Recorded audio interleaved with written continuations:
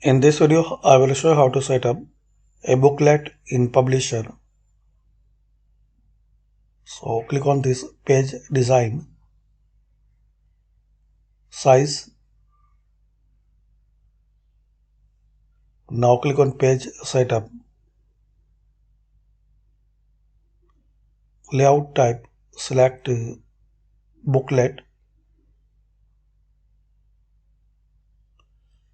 Here you can change margin and size.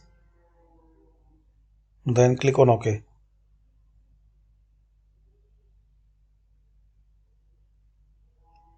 Click on yes.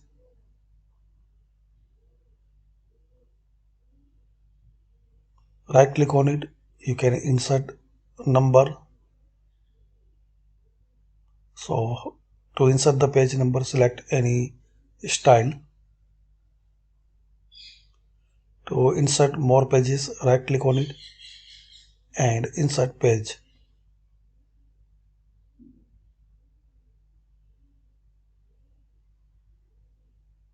You can select number of pages, before, after or between. Then click on OK.